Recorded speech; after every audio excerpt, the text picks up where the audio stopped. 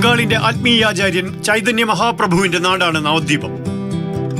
ബംഗാളിന്റെ സാംസ്കാരിക തലസ്ഥാനമായി തന്നെ കരുതി പോരുന്ന മേഖല, ബംഗ്ലാദേശിനോട് അതിരിടുന്ന മണ്ണ്.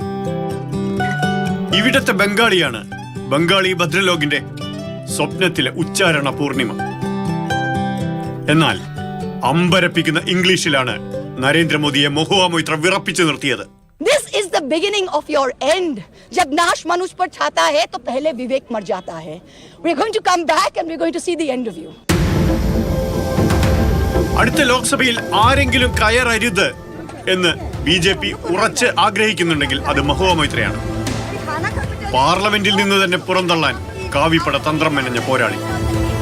മമതയ്ക്കൊപ്പം തലപ്പൊക്കമുള്ള മഹുവയെ തളയ്ക്കാൻ BJP റാണിമായി ഇറക്കുകയാണ് കൃഷ്ണനഗറിൽ.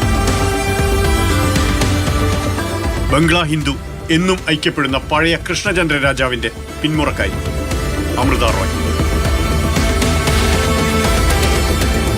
നാദിയ മേഖലയ്ക്ക് ആഘോഷിക്കാൻ ബാരാദോൾ എന്ന പ്രത്യേക ദുർഗാപൂജ തന്നെ സമ്മാനിച്ചു ഈ രാജവംശം.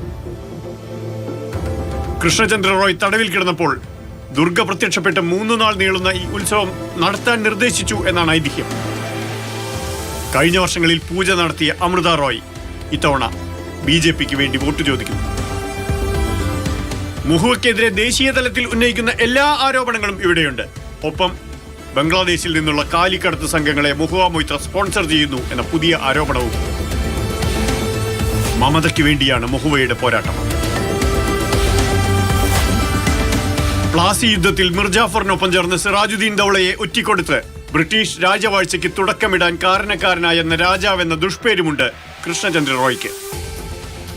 തെനാലിരാമനെ പോലെ റോയിയുടെ വിദൂഷകനായിരുന്നു ഗോപാൽ ബർ.